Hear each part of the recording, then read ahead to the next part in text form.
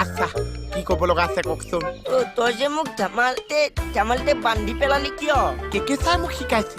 চৰাই যদি বেছি ওপৰলৈ উঠিছে তাৰ পাখিটো কাটি দিব লাগিছে আপোনাৰ কাছে পাখি বিচাৰি নাপাইছো সেইকাৰণে হাতেই বান্ধি দিছো